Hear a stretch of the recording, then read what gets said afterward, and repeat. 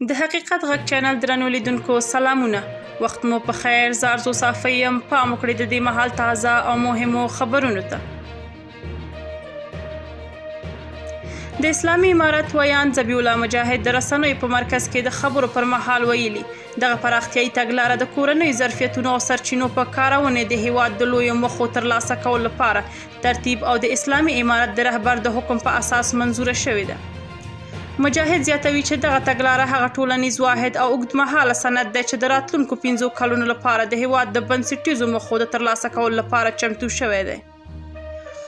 د اسلامي امارت ویاند وایي تګلاره کې 3 رکنونه، 10 سکتورونه او 15 د لومړیتوب وړ پروګرامونه شامل دي چې د ټولو وزارتونو او ادارو د شتو سرچینو او فعالیتونو توحید او انسجام کوي.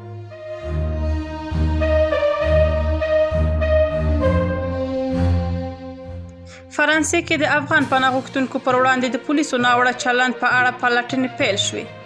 د پاریس د څارنوالۍ دفتر اعلان وکړ چې د پناه غوښتونکو پر وړاندې د پولیسو د ناوړه چلند په اړه رسمي پلټنې وروسته له هغه پیل شوې چې 2 افغان پناه غوښتونکو شکایت درج کړ او په فرانسوي رسنیو کې یو تحقیقاتي راپور خپور شو.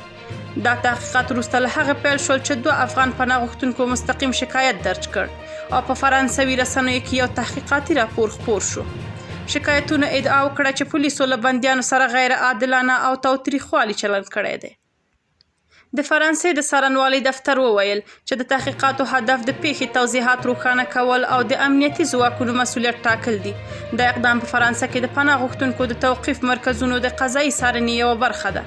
په فرانسه کې د پناه غوښتونکو پر وړاندې د پولیسو د ظلم موضوع د مخه د رسنیو او بشري حقوقو سازمانونو پام ځان ته اړولی دی. د میډیا پارت وروسته راپور دا مسله بیا روښانه کړې او د فرانسوي چارواکو د شفافو تحقیقاتو او حساب ورکولو لپاره فشار زیات کړی دی. قضیه کولی شي د پناه غوښتونکو د شکایتونو په اداره کولو او په فرانسه کې د بندیانو مرکزونو په پالیسیو باندې د پام وړ اغیزه ولري.